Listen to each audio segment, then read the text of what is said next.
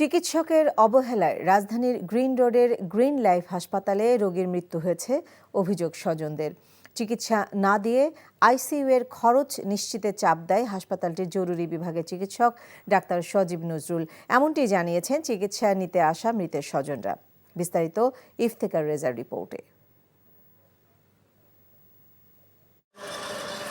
স্বজনরা অভিযোগ করেন, মৃত আজিজুল হক অসুস্থ বোধ করলে গ্রিন লাইফ হাসপাতালে তাকে আনা হয়। তাদের অভিযোগ, দ্রুত চিকিৎসা শুরু করতে হাসপাতালটির জরুরি বিভাগের চিকিৎসক ডাক্তার সজীব নজরুল কালক্ষেপণ করেন রোগীর ভর্তি ও চিকিৎসা ব্যয় বিষয়টিকে সামনে এনে। এক পর্যায়ে দ্রুত রোগীর শারীরিক অবস্থা অবনতির দিকে গেলে উপায় না পেয়ে আইসিইউতে স্থানান্তর করা হলেও শেষ রক্ষা হয়নি আজিজুল হকের। উনি বারবার বলছিল আমাকে আইসিইউতে নিয়ে যান, আমাকে আইসিইউতে নিয়ে যান। হ্যাঁ, ডাক্তার হচ্ছে পেডিয়াট্রিকের আরেকটা পেশেন্ট ছিল এই কর্নারে, উনি সেখানে দাঁড়ায় আয়াত বা নার্স যাই আছে তাকে হচ্ছে নির্দেশ দিচ্ছিল, উনি সামনে যেয়ে কথা বলেন। আয়া দিয়ে চিকিৎসা করাচ্ছে, ডাক্তার পাশে দাঁড়িয়ে আছে, আয়া দিয়ে চিকিৎসা করাচ্ছে, ডাক্তার হচ্ছে আমাদের সাথে ডিল করতেছে এইভাবে যে আগে টাকার হিসাব জেনে আসেন। অভিযোগের প্রেক্ষিতে কর্তব্যরত চিকিৎসককে প্রশ্ন করা হলে তিনি বলেন, কালক্ষেপণের বিষয়টি সঠিক নয়।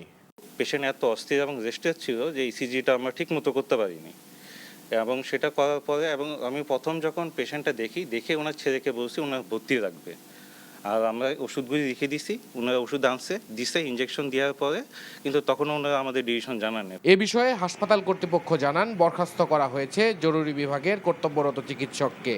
তার বিরুদ্ধে ব্যবস্থা নেওয়া, ওনাকে অব্যাহতি দেওয়া, আন্তরিক দুঃখ প্রকাশ করা, অনাকাঙ্ক্ষিত ঘটনার জন্য দুঃখ প্রকাশ করা, এরপরে যাতে এরকম রিপিটেশন যাতে না হয়, অন্য কোনো রোগী যাতে সাফার না করে, সে ব্যবস্থা আমরা যাতে নিশ্চিত করতে পারি, সেটা প্রয়োজনীয় ব্যবস্থা আমরা নেব। পরে গ্রিন লাইফ হাসপাতালের ওই চিকিৎসককে পুলিশ আটক করে। Iftekhar Reza, NTV news, Dhaka. পতিত আওয়ামী লীগ সরকার ও শেখ হাসিনার সাথে ভারতের অতি সখ্যতা থাকায় রাজনৈতিক পট পরিবর্তনে দুদেশের সম্পর্কের ঘাটতি দেখা দেয়। কিন্তু সম্প্রতি হঠাৎ করে ভারত বাংলাদেশ সম্পর্কের বৈরিতাকে ষড়যন্ত্র হিসেবে দেখছেন বিশ্লেষকরা। তারা বলছেন, সংখ্যালঘু নির্যাতন এবং হিন্দু মুসলিম সম্পর্ক নিয়ে অপপ্রচারের মাধ্যমে সাম্প্রদায়িক সম্প্রীতি নষ্ট করা হচ্ছে। সংকট উত্তরণে দীর্ঘমেয়াদী সমাধানের পথ তৈরির তাগিদ বিশ্লেষকদের। ভারত বাংলাদেশ সম্পর্ক নিয়ে মুকসিমুল আহসানের 2 পর্বের ধারাবাহিকের আজ দেখুন প্রথম পর্ব। 5 আগস্ট ছাত্র জনতার গণ অভ্যুত্থানের মধ্য দিয়ে ক্ষমতাচ্যুত হয় আওয়ামী লীগ সরকার। রাজনৈতিক পট পরিবর্তনের ক্ষণে ভারতে পালিয়ে যান শেখ হাসিনা।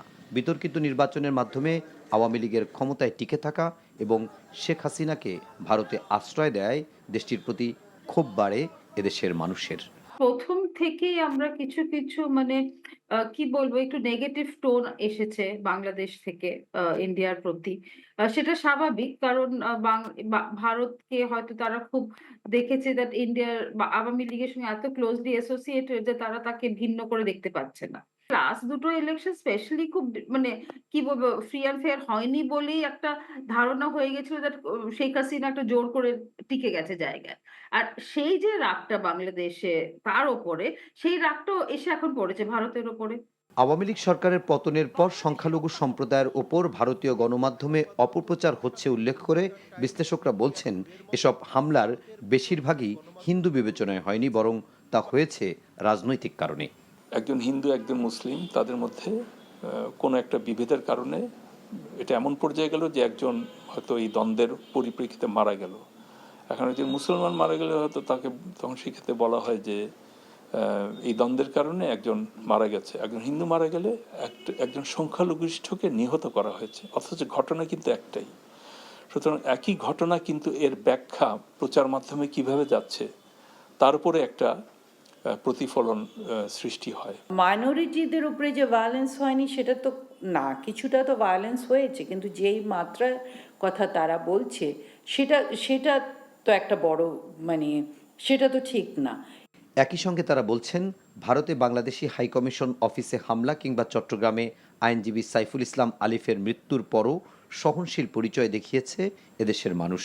কিন্তু জাতীয় পতাকা অবমাননা এবং সংখ্যালঘু সম্প্রদায়ের নির্যাতন নিয়ে যে অপপ্রচার হচ্ছে তা উস্কে দিচ্ছে ঘৃণা এবং ক্ষোভকে, বাড়ছে উত্তেজনা, যাকে ষড়যন্ত্র হিসেবে দেখছেন আন্তর্জাতিক সম্পর্ক বিশ্লেষকরা। আমার মনে হচ্ছে এর পেছনে নিশ্চয়ই কোনো পরিকল্পনা, ষড়যন্ত্র যাই বলেন না কেন, কিছু একটা নিশ্চয়ই কাজ করছে। কারণ এই সাম্প্রতিক বিষয়টা তো আজকের না, এটা বিগত আওয়ামী লীগ সরকারের সময়টা হয়েছে। কিন্তু তার কি প্রতিক্রিয়া ভারতে এভাবে হয়েছিল?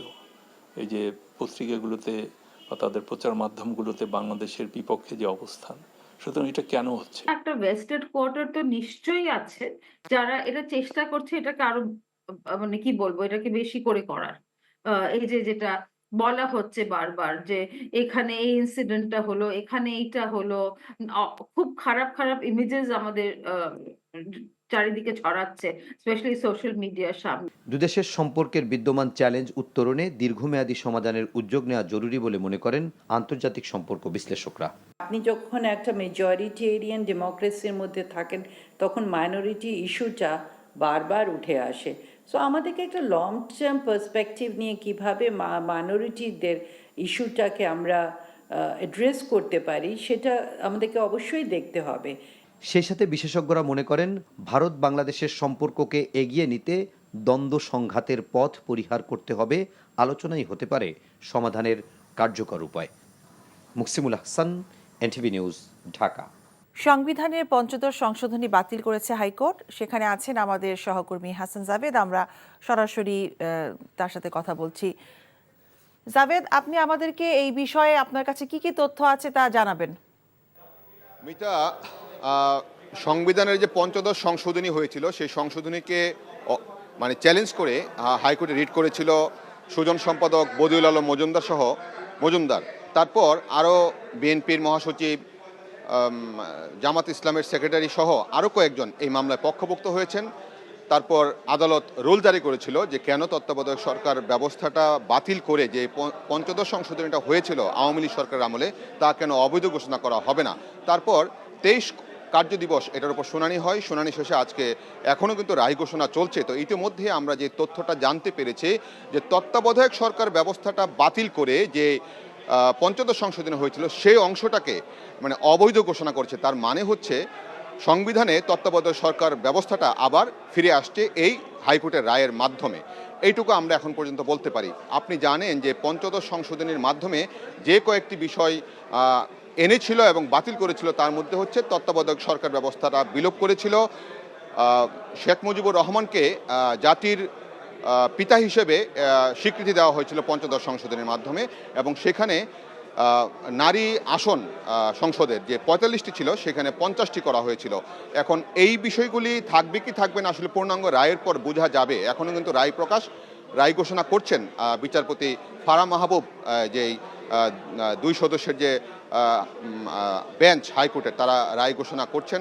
10:50 তারা রায় ঘোষণা শুরু করেন এবং রায় ঘোষণাকে কেন্দ্র করে আমরা দেখেছি যে এই মামলার যে মূল যে রিটকারী ছিলেন বদিউল আলম মজুমদার, তিনিও কিন্তু কোর্টে উপস্থিত আছেন, অ্যাটর্নি জেনারেল সহ যে তার যারা এখানে পক্ষভুক্ত হয়েছিলেন তাদের আইনজীবীরাও সেখানে আছেন এবং রায় ঘোষণা হচ্ছেন। সবাই কিন্তু অধীর আগ্রহে এখানে যে জিনিসটা অপেক্ষা করছিলেন যে তত্ত্বাবধায়ক সরকার ব্যবস্থাটা থাকবে কি থাকবে না, কিন্তু এটা স্পষ্ট, এটা তত্ত্বাবধায়ক সরকার ব্যবস্থাটা এখন সংযোজন হচ্ছে সংবিধানে, এটাই স্পষ্ট হয়েছে।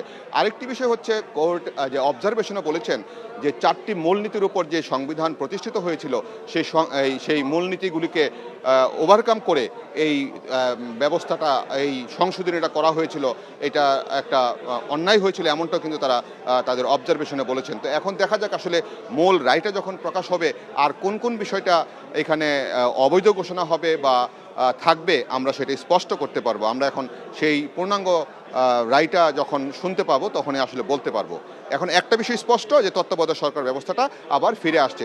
এখানে আরেকটি জিনিস বলেছেন যে সংবিধানের 13শ সংশোধনী বাতিল করে আপিল বিভাগ যে রায় দিয়েছিল সেখানে কিন্তু বলেছিল যে 10 এবং 11তম জাতীয় সংসদ নির্বাচন তত্ত্বাবধায়ক সরকার ব্যবস্থায় হতে পারে, কিন্তু সেই পূর্ণাঙ্গ বিডিআর হত্যাকাণ্ডে ন্যায় বিচার নিশ্চিতে আগামী 5 কার্যদিবসের মধ্যে তদন্ত কমিটি গঠন করা হবে বলে জানিয়েছেন স্বরাষ্ট্র উপদেষ্টা অবসরপ্রাপ্ত লেফটেন্যান্ট জেনারেল জাহাঙ্গীর আলম চৌধুরী। যেখানে বিচারপতি, সশস্ত্র বাহিনীর সদস্যরাও থাকবেন, প্রয়োজনে এটি কমিশনও হতে পারে বলে জানান তিনি। সচিবালয়ে এক ব্রিফিংয়ে এসব কথা বলেন তিনি। উপদেষ্টা বলেন, বিডিআর হত্যাকাণ্ডের সুষ্ঠু বিচার করতে বদ্ধপরিকর অন্তর্বর্তীকালীন সরকার। এ লক্ষ্যে দায়িত্ব নেওয়ার পর থেকেই কাজ করে যাচ্ছেন তারা। জাহাঙ্গীর আলম চৌধুরী বলেন, শুধু স্বরাষ্ট্র উপদেষ্টা হিসেবেই নয়, একজন সাধারণ নাগরিক এবং সেনাবাহিনীর প্রাক্তন সদস্য হিসেবে শুরু থেকেই তিনি বিডিআর হত্যাকাণ্ডের ন্যায় বিচার দাবি করে আসছেন।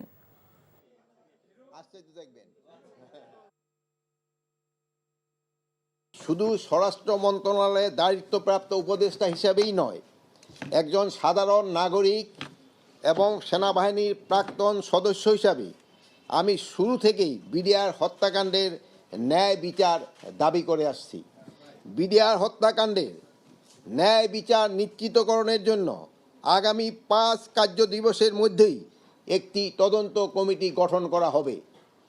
40 বছরের জলাবদ্ধতা সমস্যায় অর্থনৈতিকভাবে পর্যুদস্ত হয়ে পড়া যশোরের ভবদহ এলাকার দরিদ্র বয়স্ক নারী পুরুষের মাঝে কম্বল বিতরণ করেছে এনটিভি। শীতের দাপট শুরু হওয়ার সাথে সাথে কম্বল হাতে পেয়ে এনটিভির জন্য প্রাণ ভরে দোয়া করেছেন সবাই। দরিদ্র ছিন্নমূল মানুষের জন্য সামর্থ্যবানরা যেন এভাবে আরও এগিয়ে আসেন, সেই কামনাও করেছেন তারা। যশোর থেকে সাইফুল ইসলাম সজলের পাঠানো রিপোর্ট। যশোরে অভয়নগর উপজেলার মসিহাটি গ্রামের সঞ্চিতা বিশ্বাসের বাড়িতে পানি উঠেছিল ভাদ্র মাসে। এরপর 4 মাস হতে চলল, এখনও তার বাড়িতে হাঁটু সমান পানি। একের পর এক সাঁকো বসানো প্রায় আধা কিলোমিটার পেরিয়ে উঠতে হয় মূল রাস্তায়। বাঁশের সাঁকো দিয়েই যেতে হয় রান্নাঘরে, টয়লেটে কিংবা গরুর গোয়ালে। পুরো বাড়ি ও এলাকা জুড়ে যেন বাঁশের সাঁকোর এক গোলক ধাঁধা। বছরের পর বছর ধরে জলাবদ্ধতায় জীবনের স্বাভাবিক ছন্দ হারিয়ে ফেলা সঞ্চিতা বিশ্বাসের পরিবার শীতের জন্য আলাদা কাপড় কেনার কথা চিন্তাই করতে পারেন না। সঞ্চিতা বিশ্বাসের মতোই একই অবস্থা মসিহাটি গ্রামের বিমল মণ্ডল, কালিদাসী বিশ্বাস সহ শত শত বাসিন্দার। এমন অসহায় মানুষদের বাড়িতে গিয়ে এনটিভির সৌজন্যে পৌঁছে দেওয়া হয় কম্বল। ধরো কিছু বানাতে টানাতে পারতেছি নেই, কম্বল দিলে একটু সুবিধা হয় আমাকে। তোমরা দেশ তো একটা কম্বল, তোমরা ভালো থাকো, আরো বড় হও। এনটিভি দোয়া করো, ওরা যেন মানুষের কল্যাণে কাজ করতে পারে। পরে সুন্দুলি এসটি স্কুল অ্যান্ড কলেজ চত্বরে ভবদহ এলাকার দরিদ্র অসহায় বয়স্কদের মাঝেও এনটিভির সৌজন্যে কম্বল বিতরণ করা হয়। কয়েক দশক ধরে ভবদহ জলাবদ্ধতা সমস্যা নিরসনে আন্দোলনরত ভবদহ পানি নিষ্কাশন সংগ্রাম কমিটির নেতারা কম্বল বিতরণ অনুষ্ঠানে উপস্থিত থেকে অসহায় মানুষদের মাঝে কম্বল বিতরণ করেন। এনটিভির পক্ষ থেকে কম্বল উপহার পেয়ে কৃতজ্ঞতা জানাতে ভোলেনি ভবদহবাসীরা। আমরা এই শীতে কষ্ট পাচ্ছি, এই কম্বলটা পেয়ে আমরা খুব শান্তি মনে করতেছি। এনটিভির দোয়া করি যেন তারা এইভাবে জনগণের পিছনে দাঁড়ায়। এনটিভির এই কম্বল দেওয়া দেখে অনেকে এগিয়ে আসবে এবং এই এলাকার মানুষ উপকৃত হবে। স্থানীয়রা বলছেন, এনটিভির দেখানো পথে যদি বিত্তবানরা এইভাবে এগিয়ে আসে তাহলে এই শীতে ভবদহ এলাকার মানুষ বাঁচার সাহস খুঁজে পাবে। NTV news desk. সিনিয়র সহকারী সচিব থেকে যুগ্ম সচিব পর্যন্ত পদোন্নতির ক্ষেত্রে পরীক্ষা নেওয়া হবে। এছাড়া ক্যাডারের পরিবর্তনের ক্ষেত্রেও পরীক্ষা দিয়ে পাস নম্বর পেতে হবে। প্রশাসন সংস্কারে এমন সুপারিশ করেছে জনপ্রশাসন সংস্কার কমিশন। সচিবালয়ে মত বিনিময় সভায় এসব কথা বলেন কমিশন প্রধান আব্দুল মুঈন চৌধুরী। তিনি বলেন, গেল 15 বছরের মতো প্রশাসনে দলীয়করণ আগে এত হয়নি, ভবিষ্যতে এতটা দলীয়করণ হবে না বলে আশা প্রকাশ করেন তিনি। মুঈন চৌধুরী জানান, চাকরি পাওয়া ও পাসপোর্ট নেওয়া কোনো ক্ষেত্রেই পুলিশ ভেরিফিকেশন না রাখার সুপারিশ করা হবে। আমাদের সকলের অভিজ্ঞতার আলোকে আমরা বিভিন্ন জিনিস তুলে ধরছি, ঠিক আছে। এখন এইটা গভর্নমেন্ট ফাইনালি, এই সরকার কি করবেন সেটা সরকারের, আমাদের না। তো ওনারা যেটা যদি আমাদের পুরো হুবহু আমাদেরটা অ্যাপ্রুভ করেন, আমি একটা কথা বলছি, এটা সরকারের সিদ্ধান্ত, তো করেন যদি, তাহলে অনেক জিনিস পরিবর্তন হবে। আর যদি ওনারা পুরোটা না করেন তাহলে হয়তো আংশিক কিছু কিছু জিনিস আসবে। গুম, খুন, হত্যাসহ বেশিরভাগ মানবতাবিরোধী অপরাধের নিউক্লিয়াস ছিলেন শেখ হাসিনা। তার নির্দেশে গুম ও গণহত্যা হয়েছে বলে আন্তর্জাতিক অপরাধ ট্রাইব্যুনালে তদন্ত রিপোর্ট পেশ করেছে প্রসিকিউশন। এদিকে শেখ হাসিনাকে ফেরাতে রেড নোটিশ জারির বিষয়ে জানতে চেয়ে 15 দিনের মধ্যে পুলিশের মহাপরিদর্শককে নির্দেশ দিয়েছে ট্রাইব্যুনাল। নিয়ামুল আজিজ সাদিকের রিপোর্ট। মানবতা বিরোধী অপরাধে অভিযুক্ত ৪৫ আসামির মধ্যে আওয়ামী লীগের সাবেক মন্ত্রী, প্রতিমন্ত্রী ও সচিবদের ১৬ জনকে আদালতে আনা হয়। ৩টি আলাদা প্রিজন ভ্যানে সালমান এফ রহমান, ডাক্তার দীপু মনি, আনিসুল হক, জুনায়েদ আহমেদ পলক, শাহজাহান খান, হাসানুল হক ইনু, তৌফিকে এলাহি চৌধুরী সহ একে একে হাজির করা হয় আসামিদের। ১ ঘণ্টা ধরে শেখ হাসিনার বিরুদ্ধে হত্যা, গণহত্যা এবং গুমের বিষয়ে আদালতে শুনানি করে প্রসিকিউশন। চিফ প্রসিকিউটর বলেন, শেখ হাসিনার নির্দেশেই বেশিরভাগ অপরাধ সংগঠিত হয়েছিল। সিস্টেম্যাটিক্যালি বাংলাদেশের হাজার হাজার মানুষকে শেখ হাসিনার নির্দেশে এবং তার পরিকল্পনায় গোপন কারাগারে নিষ্ঠুরতম পন্থায় বছরের পর বছর আটক রেখে তাদেরকে নির্যাতন, হত্যা করা এবং তাদের লাশকে সিমেন্টের বস্তার সাথে বেঁধে বিভিন্ন নদীতে ফেলে দিয়ে নিশ্চিহ্ন করে দেওয়ার যে অপরাধগুলো সংঘটিত হয়েছে। আওয়ামী লীগের সভানেত্রীকে বন্দি বিনিময় চুক্তি অথবা ইন্টারপোলের মাধ্যমে আনার বিষয়ে অগ্রগতি জানাতে ১৫ দিনের সময় দেওয়া হয়েছে বলে জানায় প্রসিকিউশন। আদালতের যে গ্রেপ্তারি পরোয়ানা সেটা কার্যকরের কি ব্যবস্থা এবং ভারতের সাথে সম্পাদিত যে অপরাধীর বহিঃসমর্পণ চুক্তি অর্থাৎ এক্সট্রাডিশন ট্রিটি সেই অনুযায়ী কতদূর ব্যবস্থা নেওয়া হয়েছে। তৌফিকে ইলাহি ও কর্নেল ফারুক খানের আইনজীবী বলেন, তাদের বিরুদ্ধে পূর্ণাঙ্গ অভিযোগ না পেয়ে হাইকোর্টে আবেদন করবেন। প্রাথমিক অভিযোগনামা যেটা পেয়েছি সেটা কপি অফ এলিগেশন না, সেই বিষয়ে আদালত শুনানি অন্তে কোনো আদেশ প্রদান করেননি। সংবিধানের ১০২ ইনভোক করে অনারেবল হাইকোর্ট ডিভিশনে যেতে পারি। আগামী 18 ফেব্রুয়ারি পরবর্তী শুনানির দিন ঠিক করা হয়েছে। Niamul Aziz Sadiq, NTV news, Dhaka. সংবিধানের পঞ্চদশ সংশোধনী আংশিক বাতিল করেছে হাইকোর্ট। এ রায়ের ফলে সংবিধানে তত্ত্বাবধায়ক সরকার ব্যবস্থা ফিরছে। একই সাথে সংবিধানে গণভোটে বিধান ফিরিয়ে এনেছে আদালত। মঙ্গলবার পঞ্চদশ সংশোধনী আংশিক অবৈধ ঘোষণা করে রায় দেন বিচারপতি ফারাহ মাহবুব ও বিচারপতি দেবাশিস রায় চৌধুরীর দ্বৈত বেঞ্চ। রায় পর্যবেক্ষণে আদালত বলেছে, পঞ্চদশ সংশোধনীর মাধ্যমে সংবিধানের মৌলিক কাঠামো ধ্বংস করা হয়েছিল। রিপোর্ট করছেন Hasan Jabed. Constitution 15 Amendment Bill 2011 সংসদে পাস হলো। 2011 সালে তৎকালীন আওয়ামী লীগ সরকার তত্ত্বাবধায়ক সরকার ব্যবস্থা বাতিল করে সংবিধানের পঞ্চদশ সংশোধনী আনে, যাতে 54টি বিষয়ে সংযোজন, পরিমার্জন ও পরিবর্তন করা হয়। সেই সংশোধনীর বৈধতা চ্যালেঞ্জ করে হাইকোর্টে রিট করেন সুজন সম্পাদক বদিউল আলম মজুমদার সহ 5 বিশিষ্ট নাগরিক। রিটের প্রাথমিক শুনানি শেষে রুল জারি করে আদালত। সেই রুলের শুনানিতে পক্ষভুক্ত হন বিএনপি মহাসচিব, জামায়াতের সেক্রেটারি জেনারেল সহ আরও কয়েকজন। শুনানি শেষে মঙ্গলবার রায় দেয় আদালত। রায়ে তত্ত্বাবধায়ক সরকার ব্যবস্থা বাতিল সহ 6টি ধারাকে অবৈধ ঘোষণা করেছে। কেয়ারটেকার সিস্টেমটাকে বাতিল করাটা ওনারা অবৈধ ঘোষণা করেছেন।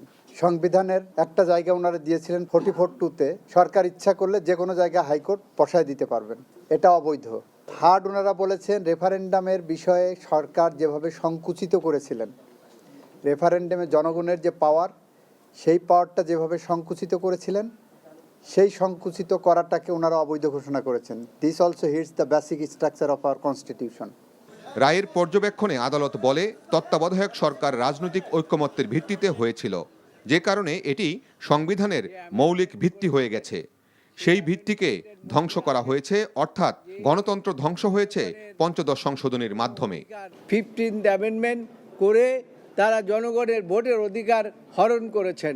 যেখানে জনগণ হচ্ছে সমস্ত ক্ষমতার মালিক, সেই জনগণকে অবজ্ঞা করে 15th অ্যামেন্ডমেন্ট করেছেন। 15th অ্যামেন্ডমেন্ট করা হয়েছিল আওয়ামী লীগকে চিরস্থায়ী বন্দোবস্ত এবং শেখ হাসিনাকে চিরস্থায়ীভাবে প্রধানমন্ত্রী করার জন্য, যে কারণে মহামান্য আদালত বলেছেন অবজারভেশনে যে 15th অ্যামেন্ডমেন্টে will of the people reflected হয়নি। সাতের ক্ষতে যে এগুলো কোথাও চ্যালেঞ্জ করা যাবে না। তিনি বলছেন যে যদি সুপ্রিমেসি অফ দ্য কনস্টিটিউশন, দেশের সার্বভৌমত্ব বিনষ্ট হয়, তাহলে অবশ্যই এগুলোকে আদালতে প্রশ্ন উত্থাপন করা যাবে এবং supreme court is the guardian of the constitution. এই রায়কে ঐতিহাসিক উল্লেখ করে রিটকারী বলেন, এর ফলে কেউ আর ফেসিবাদী হয়ে উঠতে পারবে না। গণতান্ত্রিক ব্যবস্থা ফিরে আসলো এটা বলা যাবে না। গণতান্ত্রিক ব্যবস্থা ফিরে আসার একটা গুরুত্বপূর্ণ দ্বার উন্মোচিত হলো। এটা নির্ভর করবে ভবিষ্যতে আমরা কিভাবে আচরণ করি। সংবিধানের পঞ্চদশ সংশোধনীর মাধ্যমে তত্ত্বাবধায়ক সরকার ব্যবস্থা বিলোপ করা হয়েছিল। এর ফলে গণতন্ত্রের প্রাতিষ্ঠানিক মৃত্যু হয়েছিল এবং গত 3টি নির্বাচন অবাধ, সুষ্ঠু, নিরপেক্ষ হয়নি, একদলীয়ভাবে হয়েছিল, যা বারবার রাজনৈতিক দলগুলো বলে আসছিল। হাইকোর্ট সেই পঞ্চদশ সংশোধনীর কয়েকটি ধারা বাতিল করার ফলে আবার গণতন্ত্রের প্রাতিষ্ঠানিক রূপ পাবে এবং কেউ স্বৈরাচারী বা এককভাবে নির্বাচন করার আর চিন্তা করবে না, এমনটাই মনে করছেন আইনজীবীরা। Hasan Javed, NTV news, Bangladesh supreme court, Dhaka. সংবিধান, রাষ্ট্র মেরামত ব্যবস্থার গণতান্ত্রিক সংস্কার এবং অর্থনৈতিক মুক্তির লক্ষ্যে রাষ্ট্র মেরামতের 31 দফা নিয়ে বিএনপির ঢাকা বিভাগের 3টি স্থানে কর্মশালা আয়োজন করা হয়েছে। এই 3টি জেলা কর্মশালা ঢাকা জেলা কাকরাইল ডিপ্লোমা ইঞ্জিনিয়ারিং ইনস্টিটিউট হলে, গাজীপুরে চান্দনা চৌরাস্তা এলাকার সাগর সৈকত কনভেনশন সেন্টারে এবং নারায়ণগঞ্জে সিদ্ধিরগঞ্জে হীরাঝিলে Giasuddin model school and college মাঠে এই কর্মশালা চলছে। বিকেলে ভার্চুয়ালি যুক্ত হয়ে প্রধান অতিথি হিসেবে প্রশ্ন উত্তর পর্বে বক্তব্য রাখছেন বিএনপির ভারপ্রাপ্ত চেয়ারম্যান তারেক রহমান। এতে জেলা ও মহানগরীর বিভিন্ন এলাকা হতে নেতাকর্মীরা অংশ নিয়েছে।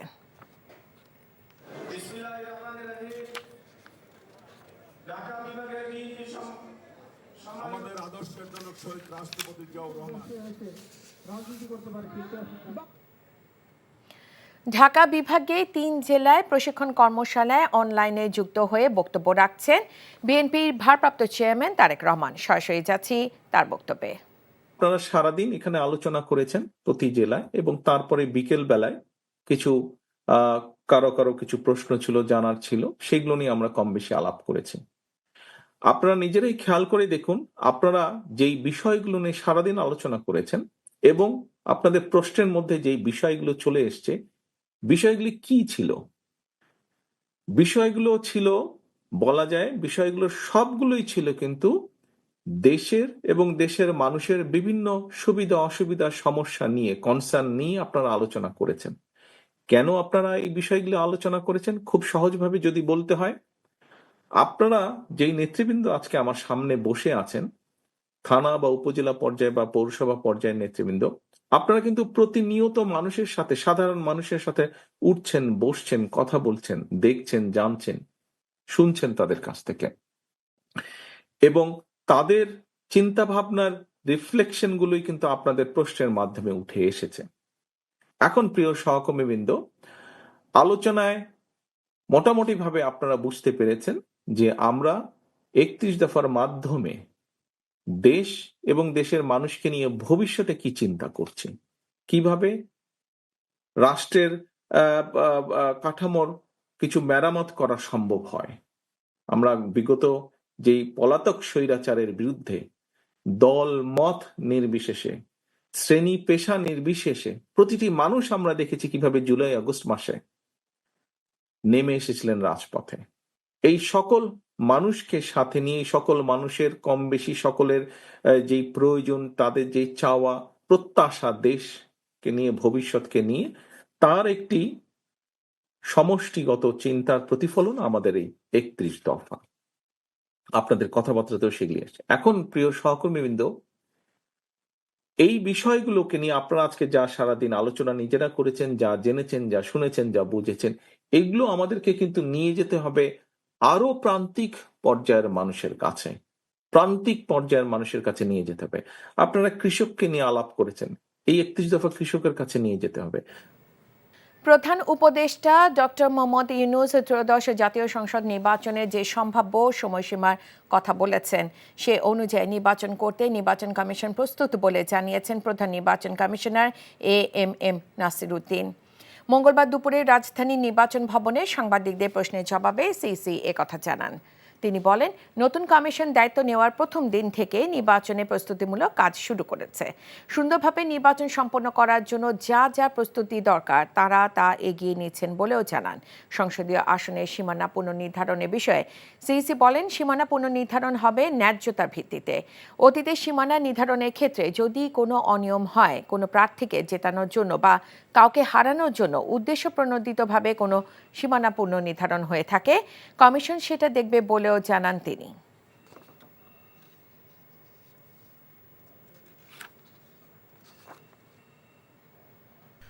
পতিত স্বৈরাচার শেখ হাসিনা ও তার পরিবারের অপর 3 সদস্যের বিরুদ্ধে রূপপুর পারমাণবিক বিদ্যুৎ কেন্দ্র ও অন্যান্য মেগা প্রকল্পের মোট 80,000 কোটি টাকা পাচারের অভিযোগ তদন্ত করতে যাচ্ছে দুর্নীতি দমন কমিশন দুদক। কমিশন জানায়, শেখ হাসিনা, তার বোন শেখ রেহানা, ছেলে সজীব অজেদ জয় ও ভাগ্নি টিউলিপ সিদ্দিকের বিরুদ্ধে অনুসন্ধানে নামবেন তারা। নাজিবুর রহমানের রিপোর্ট। ঘরে ঘরে বিদ্যুৎ পৌঁছে দেওয়ার মিথ্যা আশ্বাসে তড়িঘড়ি করে রূপপুর পারমাণবিক বিদ্যুৎ কেন্দ্র নির্মাণের প্রকল্প হাতে নিয়েছিল শেখ হাসিনা সরকার, যার মূল পরিকল্পনাকারী শেখ হাসিনা ও তার পরিবারের সদস্যরা। সরকার পতনের পর বিশাল এ প্রকল্পে হরিলুটের কথা উঠে আসে সংবাদ মাধ্যমে। বলা হয় শেখ হাসিনা ও তার পরিবারের সদস্যরা মিলে $500 কোটি বেশি এবং বিভিন্ন প্রকল্প থেকে প্রায় 80,000 কোটি টাকা পাচার করেছেন। অভিযোগ অনুযায়ী গণ অভ্যুত্থানে ক্ষমতাচ্যুত শেখ হাসিনা, তার বোন শেখ রেহানা, ছেলে জয় ও ভাগ্নি টিউলিপ সিদ্দিকী মালয়েশিয়ার একটি ব্যাংকের মাধ্যমে এত বিশাল অঙ্কের টাকা পাচার করেছেন। এমন খবরের প্রায় 2 মাস পর এ ঘটনার অনুসন্ধানের কথা জানালো দুদক। জনাব শেখ হাসিনা, সাবেক প্রধানমন্ত্রী, গণপ্রজাতন্ত্রী বাংলাদেশ সরকার, ঢাকা ও অন্যান্যর বিরুদ্ধে ক্ষমতার অপব্যবহার, প্রতারণা, অনিয়ম ও দুর্নীতির মাধ্যমে 8টি বিভিন্ন প্রকল্পের আড়ালে 21,000 কোটি টাকা আত্মসাতের একটি অভিযোগ দুর্নীতি দমন কমিশনে দাখিল হয়েছে এবং সেই অভিযোগে বিষয়ে অনুসন্ধানের সিদ্ধান্ত গৃহীত হয়েছে। অভিযোগ রয়েছে প্রকল্প বাস্তবায়নকারী সংস্থা রোসাটম মালয়েশিয়ার একটি ব্যাংকের মাধ্যমে শেখ হাসিনাকে অর্থ আত্মসাতে সুযোগ করে দেয়, যেখানে জড়িত ছিলেন তার পরিবারের সদস্যরা। তাই সর্বোচ্চ গুরুত্ব দিয়ে এই ঘটনার অনুসন্ধান করতে চায় দুর্নীতি দমন কমিশন। অনুসন্ধানের সিদ্ধান্তের প্রেক্ষিতে একটা অনুসন্ধান দল গঠন করা হবে এবং তারা এই অভিযোগ অনুসন্ধান করবেন। এছাড়া শেখ পরিবারের বিরুদ্ধে আশ্রয়ন প্রকল্প থেকে অর্থ আত্মসাতের অভিযোগ খতিয়ে দেখবে দুদক। Najibur Rahman, NTV news, Dhaka. দেশের স্বাধীনতা সার্বভৌমত্বের বিরুদ্ধে ষড়যন্ত্র থেমে যায়নি উল্লেখ করে বিএনপির ভারপ্রাপ্ত চেয়ারম্যান তারেক রহমান বলেছেন, নিশিরাত আর ডামি নির্বাচনের বিশ্বাস করে না বিএনপি। জনগণের সঙ্গে থেকে জনগণকে সঙ্গে রাখতে নেতাকর্মীদের প্রতি আহ্বান জানান তারেক রহমান। বলেন, নির্বাচনী পুলসিরাতে জনগণই একমাত্র শক্তি। হাসান মাহমুদের রিপোর্ট।